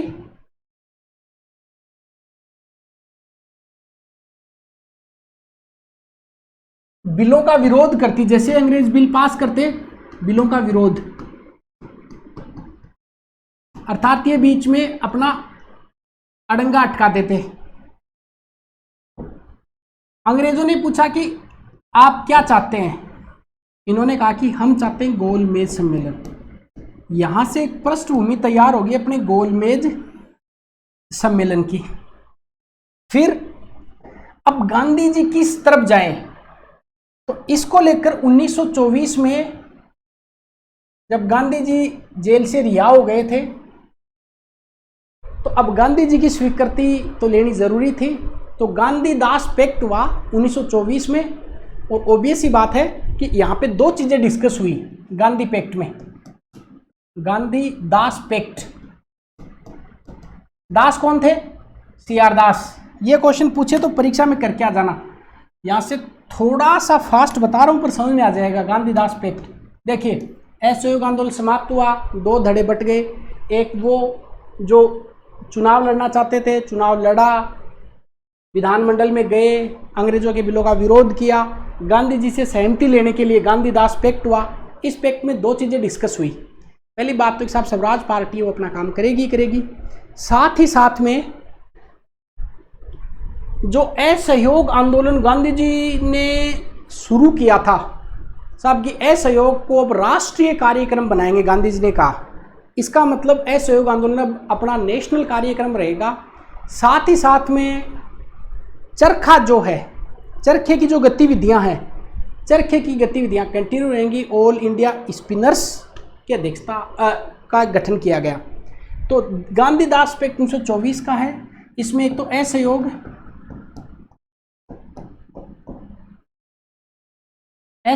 एक राष्ट्रीय कार्यक्रम बनेगा, अब राष्ट्रीय कार्यक्रम। और साथ ही साथ में जो रचनात्मक कार्य हैं, गांधी जी ने कहा कि अब मैं रचनात्मक कार्य मतलब खादी, चरखा, इन पर काम करूंगा। ठीक। ऑल इंडिया स्पिनर्स एसोसिएशन, ये याद रखेंगे। तो इसी में एक ऑल इंडिया स्पिनर्स एसोसिएशन बनाया गया। ये क्वेश्चन यूपीएससी ने पूछा है। मैं यूपीएससी वाले इसलिए फोकस करता हूँ, यूपीएससी वाले खोद के निकाल लेते हैं, फिर सारी परीक्षाएं आपसे हल हो जाती हैं। ऑल इंडिया, हिंदी में लिख सकते हैं, ऑल इंडिया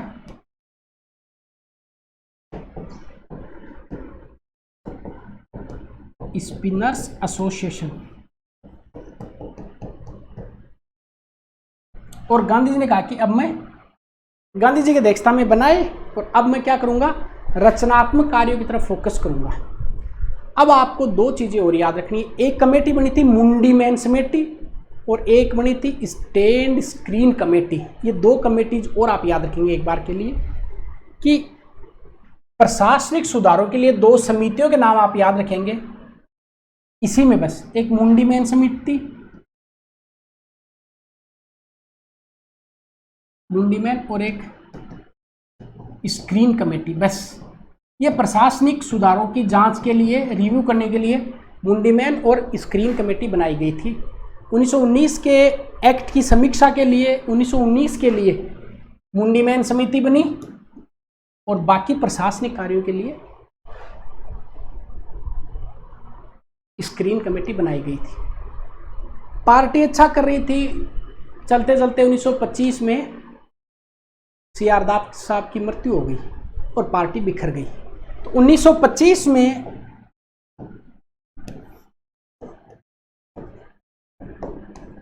CR दास साहब की मृत्यु हो गई और पार्टी बिखर गई। ये बात है। एक आपको बात समझ में आ गई स्वराज पार्टी के बारे में। स्वराज पार्टी के बारे में आपने जान लिया। पहुंचते पहुंचते 1925-26 तक पहुंच चुके हैं। अब ये जो अलग हुए थे,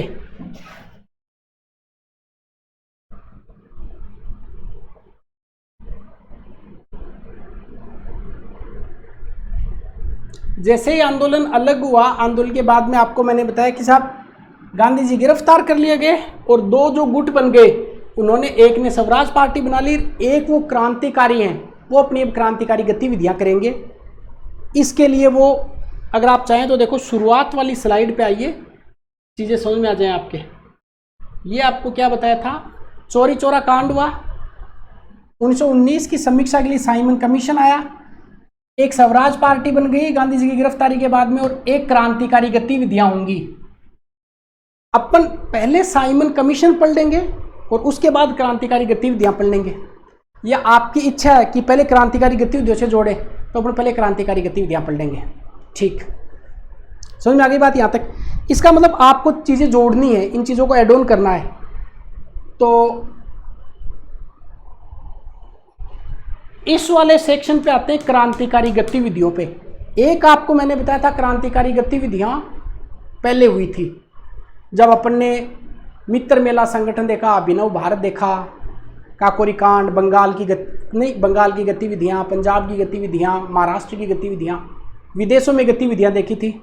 अब आप पढ़ेंगे HRA के बारे में और फिर पढ़ेंगे HSRA के बारे में। उसके बाद आ जाएंगे साइमन कमीशन पे, ताकि ये वाला यहाँ तक फिनिश हो जाए पूरा, फिर साइमन पे आएंगे। क्लियर? अब आते हैं नेक्स्ट। सब यहाँ इन्होंने अपना काम स्वराज पार्टी ने पूरा कर लिया। इसको आप ऐसे जोड़ सकते हैं, 1922 में जैसे ही गांधी जी को गिरफ्तार किया, दो गुट बने थे, एक जो क्रांतिकारी थे वो, और दूसरा गुट जो पार्टी बनाना चाह रहा था, पार्टी वाला गुट। पार्टी वाले गुट ने स्वराज पार्टी बनाई, और आप ये मान सकते हो कि 3 गुट बन गए। एक वो जो कांग्रेस में ही रहेंगे, कांग्रेस में काम करेंगे, एक ये गुट जो अपनी पार्टी बनाएंगे, और एक क्रांतिकारी गतिविधियां। क्रांतिकारी गतिविधियों को समझने के लिए अपन को 2 संगठन समझने पड़ेंगे। वो अब नेक्स्ट पेज पे क्रांतिकारी गतिविधियां पढ़ते हैं, तो हेडिंग लगाओ क्रांतिकारी गतिविधियां।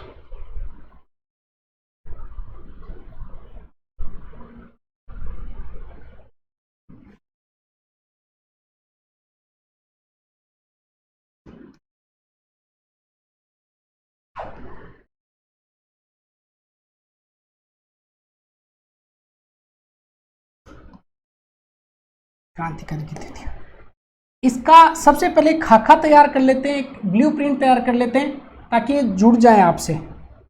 इसमें अपन को 2 संगठन पढ़ने हैं।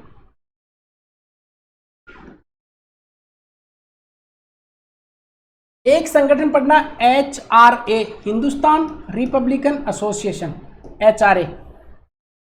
HRA की एक गतिविधि अपन को पढ़नी है, वो काकोरी कांड। काकोरी कांड तो बोलना सही नहीं रहेगा, आप काकोरी घटना लिख सकते हैं, काकोरी घटना। और एक पढ़ेंगे अपन, दूसरा संगठन का नाम है HS लग जाएगा बीच में, HSRA। इस HSRA में देखेंगे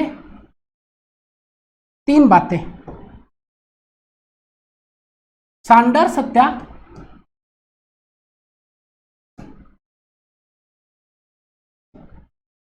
असेंबली बम कांड,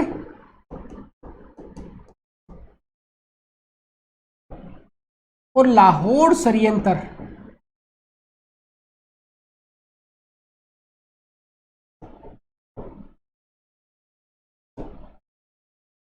लाहौर, ठीक। तो क्रांतिकारी गतिविधियों में HRA और HSRA अपन पढ़ने वाले हैं। सबसे पहले अपन पढ़ेंगे HRA के बारे में। इसकी स्थापना किसने करी, पूरा नाम क्या है, कहाँ पे स्थापना हुई, संस्थापक कौन थे, सदस्य कौन थे, और इनके उद्देश्य क्या थे।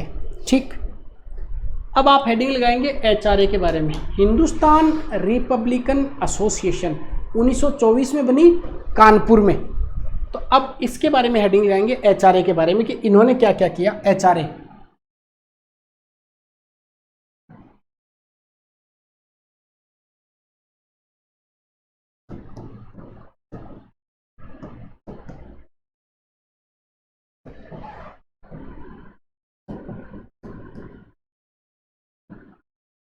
हिंदुस्तान रिपब्लिकन एसोसिएशन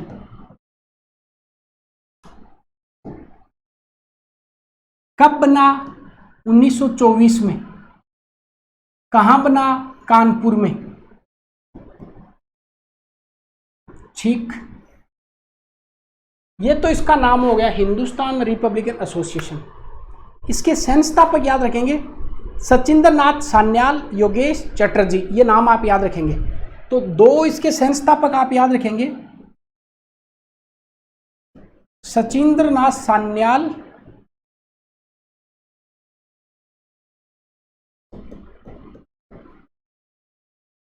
और दूसरा नाम याद रखेंगे योगेश चंद्र चटर्जी।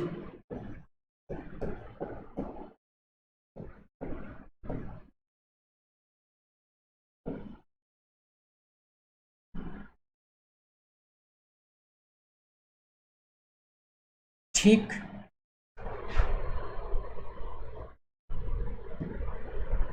इस संगठन से और बहुत सारे क्रांतिकारी जुड़े हुए थे। जैसे आपने नाम सुना होगा राम प्रसाद बिस्मिल का, अशफाक उल्ला खां का, रोशन सिंह का, राजेंद्र लाहिड़ी का, भगत सिंह, चंद्रशेखर आज़ाद, सुखदेव, ये अनेक युवा क्रांतिकारी जुड़े हुए थे। ठीक है, तो इनके नाम आप लिखेंगे, कौन कौन जुड़े हुए थे। देखिए पहले आर वाले नाम याद कर लेते हैं। पहले हैं राम प्रसाद बिस्मिल, याद रखेंगे। राजेंद्र लाहिड़ी याद रखेंगे। राम प्रसाद बिस्मिल,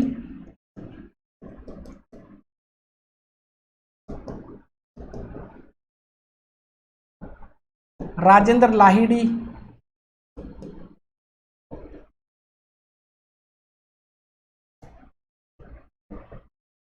एक चीज सोच के देखिए कि एचआरए कितना पावरफुल संगठन होगा जिसमें कितने सारे लोग जुड़े हुए थे उस समय के बड़े क्रांतिकारी।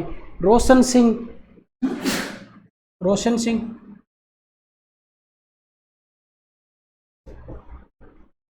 अशफाक उल्ला खां,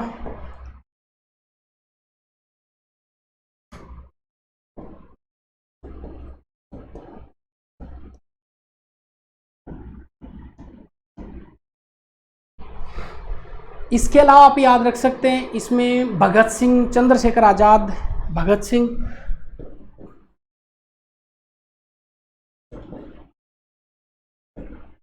चंद्रशेखर आज़ाद, इनका नाम पर लिख देता हूं।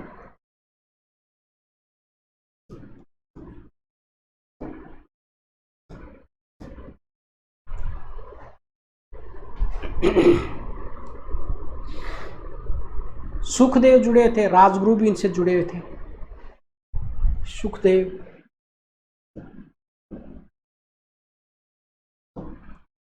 कुल मिला के जो एचआरए बना, इसकी आपको सबसे पहले तो याद रख सकते साहब, इसकी सन बताओ तो आप कहना 24 में। कहाँ पे?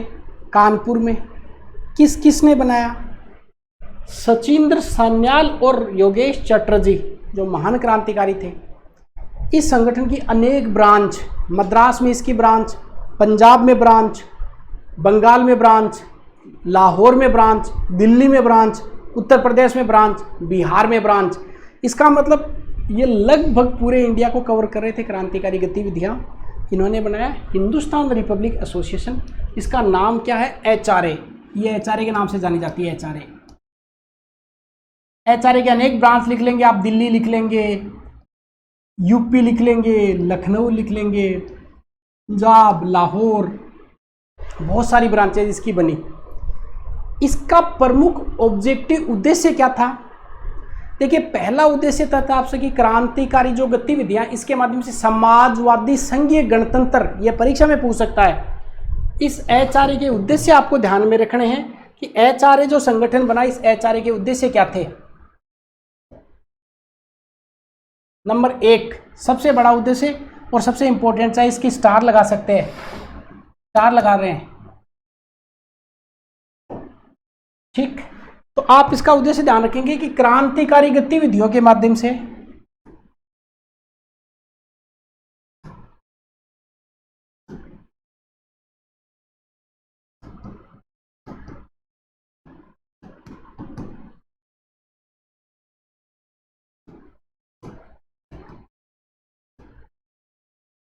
ये नाम जो अभी लाल पेन से लिख रहा हूं बहुत इंपॉर्टेंट है,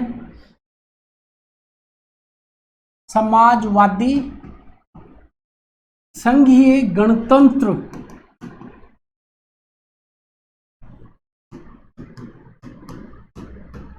बनाना। ये देखिए, ये कभी परीक्षा में डायरेक्ट स्टेटमेंट देके पूछ सकता है कि एचआरए का उद्देश्य क्या था, समाजवादी संघीय गणतंत्र स्थापित करना। दूसरा जो कॉमन है, पूर्ण स्वराज, पूर्ण स्वराज, तो पहला और दूसरा पूर्ण स्वराज।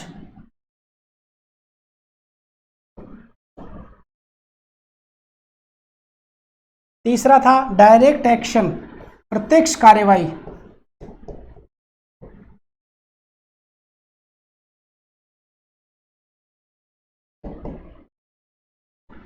इसके अलावा जो क्रांतिकारी है, इनको धन चाहिए और धन को एकत्र करने के लिए लूटपाट और डकैतियां। तो क्रांतिकारी गतिविधियों के लिए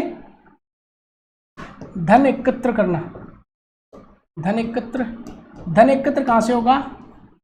क्रांतिकारी गतिविधियों के माध्यम से, लूटपाट आदि के माध्यम से। ये 4 उद्देश्य आपको कभी मेंस में पूछता परीक्षा में तो आपको लिख के आने हैं। किसके? HRA के उद्देश्य। HRA ने एक घटना को अंजाम दिया जिसका नाम है काकोरी घटना। मैं काकोरी कांड यहाँ पे नहीं बोल रहा हूँ, काकोरी घटना बोल रहा हूँ। बात है 9 अगस्त 1925 की। इस घटना के बारे में सबसे पहले समझ लेते हैं थोड़ा सा, उसके बाद इसको लिख लेते हैं। 9 अगस्त 1925 को एक लखनऊ लाइन की एक ट्रेन थी, 8 डाउन मालगाड़ी, और वो मालगाड़ी जा रही थी, इसको लूटा। 29 क्रांतिकारियों को गिरफ्तार किया गया और काकोरी षड्यंत्र केस चला। इसमें से 17 को तो लंबी सजाएं मिली, 4 को आजीवन कारावास मिला, 4 को फांसी की सजा हुई, जिसमें राम प्रसाद बिस्मिल थे, अशफाक उल्ला खां थे, रोशन सिंह थे और राजेंद्र लाहिड़ी थे। राम प्रसाद बिस्मिल साहब को फांसी दी गई गोरखपुर जेल में, अशफाक उल्ला खां साहब को फांसी दी गई फैजाबाद में, रोशन सिंह को नैनी इलाहाबाद जेल में और राजेंद्र लाहिड़ी को गोंडा में फांसी दे दी गई।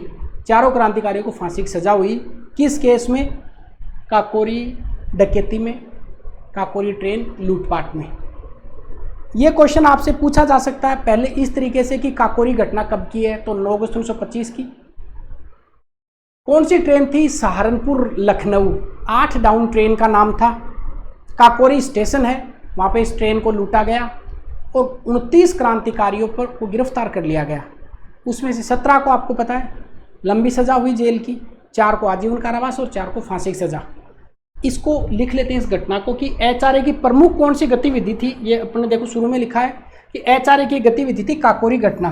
अब अपन देखते हैं काकोरी घटना के बारे में, आपके दिमाग में छप जाना चाहिए काकोरी घटना। तो नेक्स्ट अब बात करते हैं काकोरी घटना की।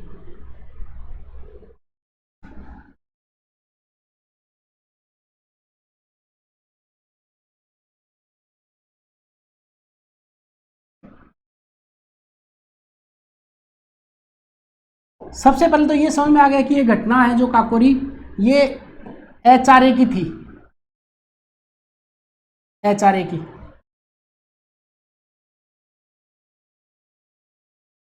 HRA की क्रांतिकारी गतिविधि।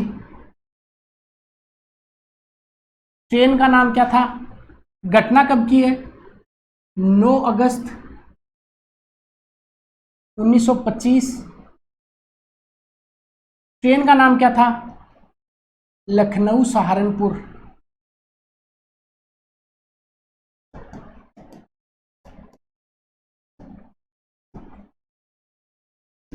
आठ डाउन्स।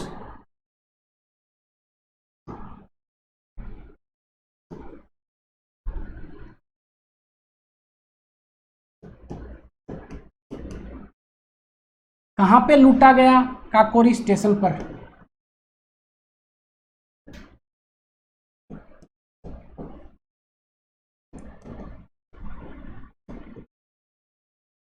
कितने लोगों को गिरफ्तार किया?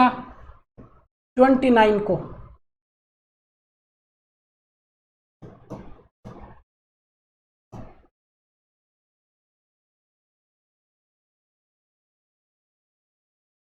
चार को फांसी की सजा।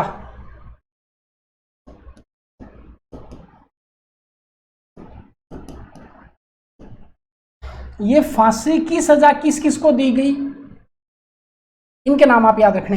देखिए आपको अगर मेंस में लिखना है तो इस प्रकार से लिख सकते हैं।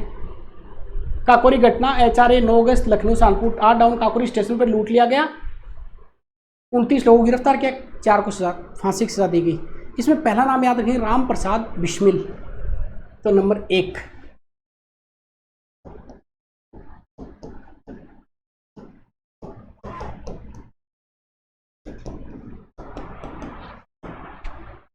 राम प्रसाद बिस्मिल।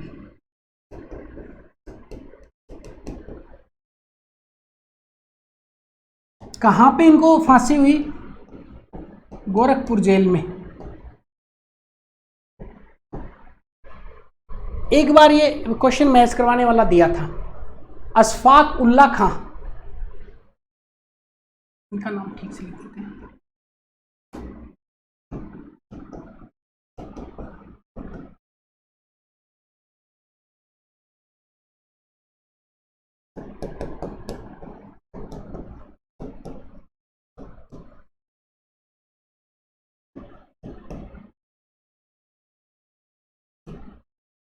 जेल का नाम अशफाक उल्ला खां, पहले नाम राम प्रसाद बिस्मिल, दूसरे अशफाक, इनको दी गई थी फैजाबाद जेल में, फैजाबाद में। देखिए क्रांतिकारियों को एक जगह भी, इन अंग्रेजों को इतना डर था उस समय कि क्रांतिकारियों को एक जगह भी नहीं होने देते थे। रोशन सिंह,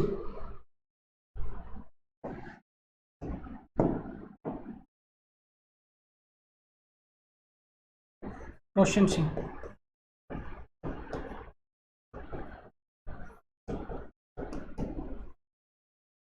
कहाँ पे दी गई? नैनी, इलाहाबाद में। और चौथा नाम आप याद रखेंगे राजेंद्र लाहिड़ी,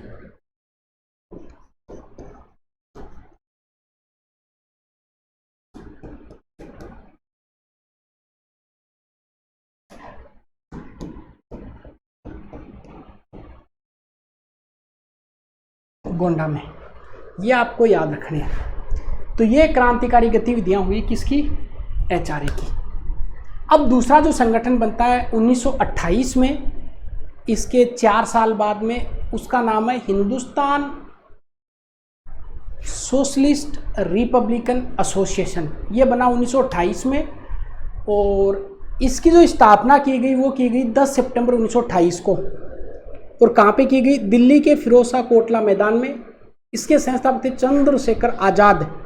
और इसका जो उद्देश्य रखा गया वो रखा गया लोकतांत्रिक गणतंत्र, वो था समाजवादी, और ये था लोकतांत्रिक गणतंत्र की स्थापना करना। और ये जो संगठन था ये बड़ा डेमोक्रेटिक संगठन था। सारे लोगों के जो निर्णय हैं वो बहुमत के आधार पर लिए जाते थे। अब आप दूसरा संगठन हेडिंग लगाएंगे, इसका नाम है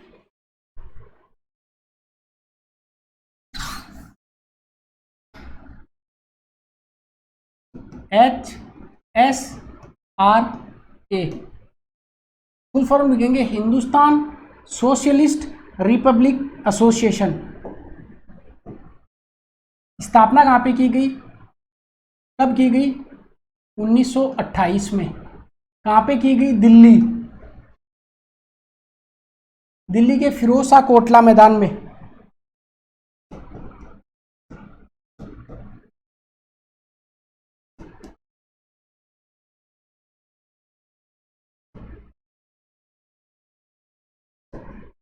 इसके संस्थापक थे चंद्रशेखर आजाद।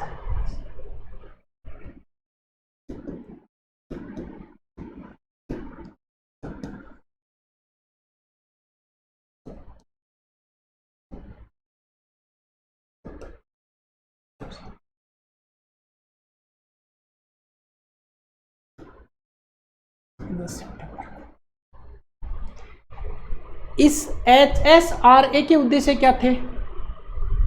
इसका उद्देश्य था लोकतांत्रिक गणतंत्र की स्थापना करना। ये कभी डिफरेंस पूछे तो आपको परीक्षा में करके आना है, लोकतांत्रिक गणतंत्र। इसका उद्देश्य था लोकतांत्रिक गणतंत्र।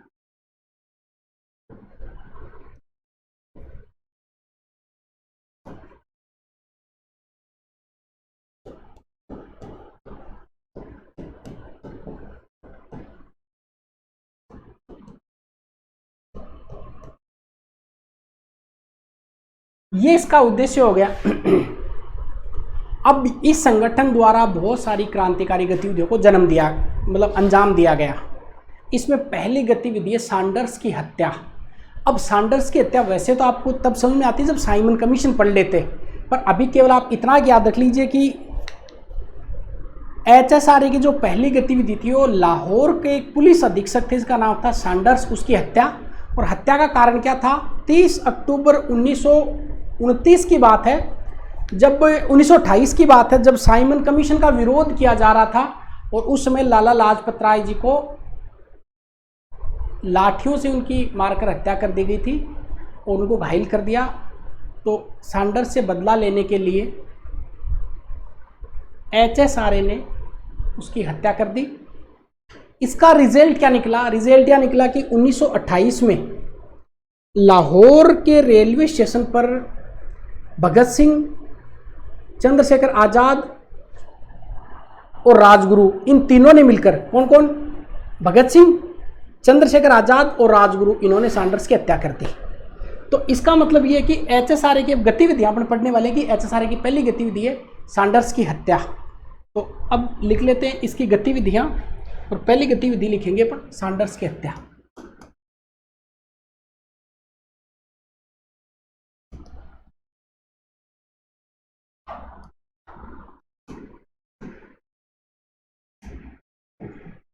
सैंडर्स कौन था? लाहौर पुलिस अधीक्षक, लाहौर में पुलिस अधीक्षक।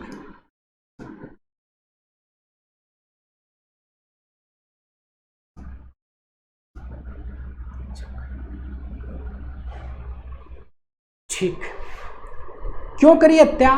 क्योंकि साइमन कमीशन का जब विरोध किया जा रहा था तब लाला लाजपत राय जी पर लाठीचार्ज करवाया गया। 17 दिसंबर 1928 को इसकी हत्या कर दी गई। तो हत्या कब की गई?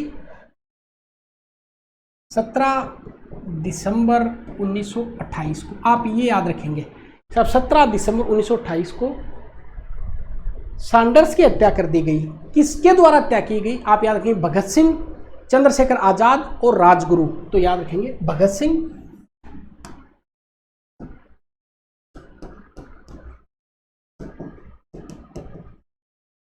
चंद्रशेखर आजाद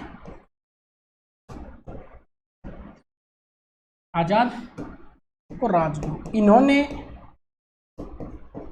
लाहौर पुलिस स्टेशन पर सैंडर्स की हत्या कर दी। क्यों? क्यों का कारण आपको समझ में आ गया साहब? लाला लाजपत राय, कारण लाला जी की हत्या थी, लाला जी पर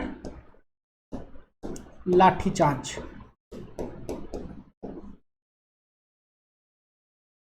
ठीक, पहला काम इन्होंने फिनिश कर दिया जो था सैंडर्स की हत्या करना। अब एक गतिविधि को अंजाम दे दिया। अब दूसरी गतिविधि आएगी, वो है कि असेंबली, सेंट्रल लेजिस्लेटिव असेंबली में बम फेंक देना। 1929 की घटना आई और इसमें जो अभियुक्त बनाए गए वो भगत सिंह और बटुकेश्वर दत्त को बनाए गए। तो ये इसका दूसरा कार्य था जो आप लोग लिख लेंगे। अब पहला काम समझ में आ गया कि सैंडर्स की हत्या। दूसरा काम है केंद्रीय असेंबली में बम, असेंबली बम कांड। तो दूसरा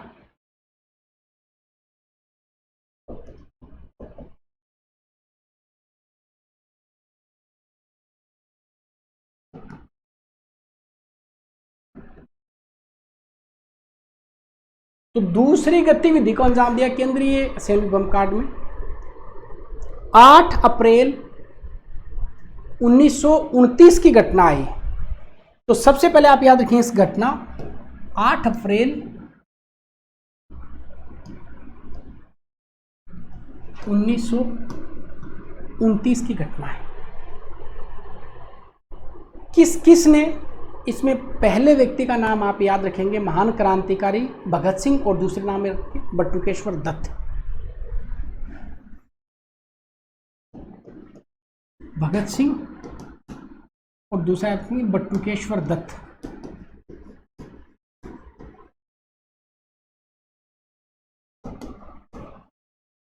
इन्होंने असेंबली बम, ये आप याद रखेंगे।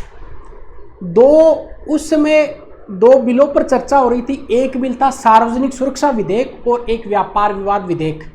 तो कौन से दो बिलों पर उस समय असेंबली में चर्चा हो रही थी? सार्वजनिक सुरक्षा, पब्लिक सेफ्टी बिल,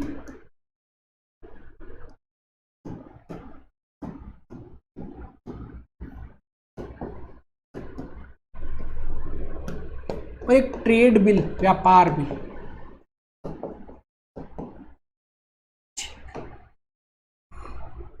अब बम फेंकने के बाद में इन्होंने एक फेमस स्टेटमेंट कहा कि बहरों को सुनाने के लिए बमों की आवश्यकता है। भाग्य नहीं, दोनों को गिरफ्तार कर लिया गया और फिर आगे मामला चलता है इन पर जो कि लाहौर षड्यंत्र केस के नाम से चलेगा। तो इन्होंने क्या स्टेटमेंट बोला कि बहरों को सुनाने के लिए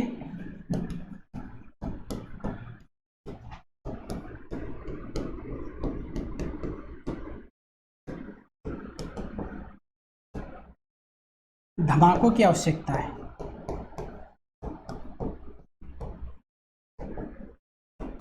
ठीक जैसे ही इन्होंने बम डाला, भाग्य ने वहां से गिरफ्तार कर लिया गया दोनों को।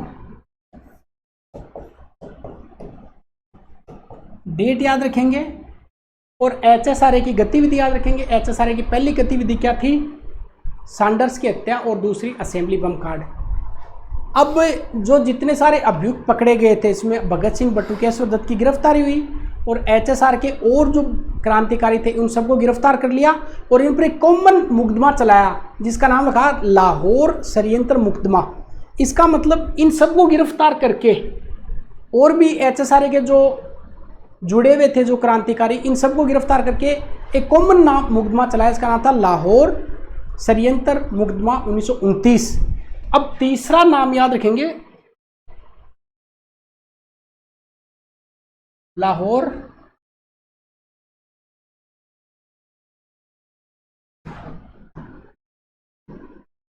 षड्यंत्र मुकदमा। इसका मतलब उन दोनों को तो गिरफ्तार कर ही लिया था, साथ में HSRA के 1929 HSRA के जो भी क्रांतिकारी थे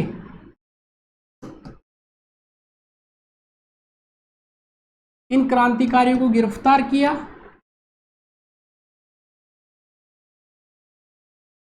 और गिरफ्तार करके लाहौर षड्यंत्र केस के नाम से मुकदमा चला। अब साहब जब इनको गिरफ्तार कर लिया गया बहुत सारे क्रांतिकारियों को, तो क्रांतिकारियों ने अपने आप को सामान्य अपराधी नहीं घोषित करवा के राजनीतिक अपराधी का दर्जा पाने के लिए भूख हड़तालें करी।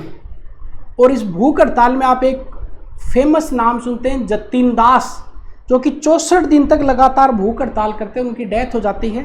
भगत सिंह, सुखदेव और राजगुरु तीनों को 23 मार्च 1931 को फांसी की सजा दे दी गई। क्लियर हो गया? इसका मतलब आगे आप याद रखेंगे कि साहब जितने सारे क्रांतिकारी पकड़े, इन्होंने राजनीतिक पॉलिटिकल प्रिजनर, राजनीतिक अपराधी का दर्जा प्राप्त करने के लिए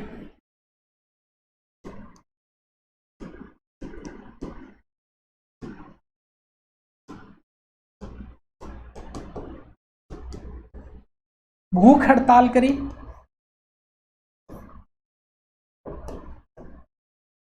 और इसी भूख हड़ताल में एक नाम आता जतिन दास का। जतिन दास जो कि 64 डेज तक भूखे रहे और अंत में इनकी मृत्यु हो गई। तीन जो लोग थे, तीन जो महान क्रांतिकारी थे, 23 मार्च 1931 को, जिनमें इनका नाम बड़े सम्मान के साथ में लिया जाना चाहिए। इनमें एक का नाम है भगत सिंह, दूसरे का नाम सुखदेव और तीसरे का नाम राजगुरु। इनको फांसी की सजा दे दी गई। तो नाम याद रखेंगे, भगत सिंह, राजगुरु एंड सुखदेव। इनको फांसी की सजा दे दी गई। और इनकी फांसी की सजा होने के साथ ही HSRA की बहुत सारे क्रांतिकारी हैं वो जेल में ठूंस दिए गए, फांसी की सजा दे दी गई। अब बचते हैं चंद्रशेखर आज़ाद और यशपाल जी। यशपाल जी एक महान लेखक, उपन्यासकार, कहानीकार, जिनका एक बहुत अच्छा उपन्यास आप पढ़ना चाहें कभी तो दिव्या, आपको पढ़ेंगे तो एक अच्छा फील होगा। दिव्या उपन्यास यशपाल जी का लिखा हुआ है। दो क्रांतिकारी बसते हैं जिनका नाम, एक का नाम चंद्रशेखर आज़ाद और दूसरे का नाम यशपाल।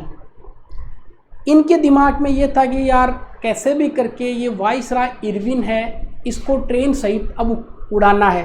क्योंकि उस समय वाइसराय कौन थे इनकी फांसी के टाइम में? इरविन थे। तो इन्होंने 23 दिसंबर 1929 को योजना बनाई वाइसराय को की ट्रेन को उड़ाने की। अब दो क्रांतिकारी जिनका नाम आप याद रखेंगे, उनमें एक का नाम याद रखेंगे चंद्रशेखर आज़ाद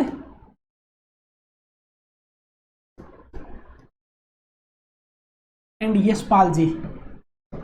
यशपाल, इन्होंने योजना बनाई इरविन को उड़ाने की, लॉर्ड इरविन को।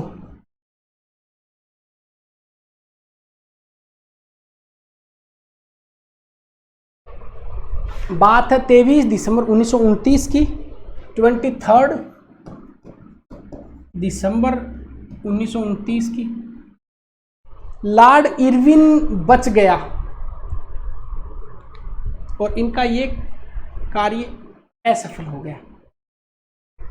इसके बाद एक क्रांतिकारी संगठन है जिसका नाम आप याद रखेंगे, नौजवान सभा। एक क्रांतिकारी संगठन और अपन पढ़ेंगे जिसका नाम रहेगा नौजवान सभा।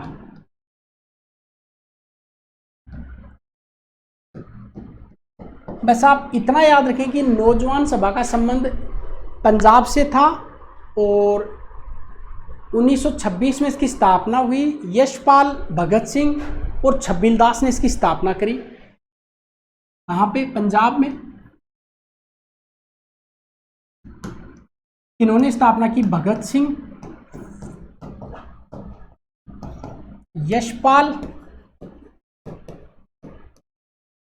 और छबिल दास। ये बात है नौजवान सभा की, 1926 की बात है। कभी अगर परीक्षा में आपको ये पूछ ले कि बताओ नौजवान सभा कब बनी, कहाँ बनी, तो आप याद रखें पंजाब में बनी। इसके बाद में अपन पढ़ने वाले हैं साइमन कमीशन के बारे में और साथ में चंद्रशेखर आज़ाद जी की थोड़ी सी कहानी। ये अपन नेक्स्ट क्लास में करेंगे। साइमन कमीशन के बाद में अपन नेहरू रिपोर्ट पढ़ेंगे, फिर जिन्ना का 14 सूत्री फॉर्मूला पढ़ेंगे, सभी नवेगी आंदोलन, दांडी मार्च, गांधी इरविन, गोलमेज, इन सब की एक लगातार स्टोरी है, उसको पढ़ेंगे। नेक्स्ट क्लास थोड़ी सी लंबी हो सकती है, 3 घंटे की, उसमें आपको मैं कंप्लीट करवा दूँ। सारे फैक्ट मैंने कवर करवाने की कोशिश करी है, इसमें मैंने कोई फैक्ट छोड़ा नहीं है। इतना पढ़ के जाते तो आप एग्जाम में ऑप्शन एलिमिनेट कर लेंगे और आंसर ठीक करके आ जाएंगे। मेंस में लिखने के लिए आपके पास भी कंटेंट हो जाएगा। मिलते हैं अपन नेक्स्ट क्लास में।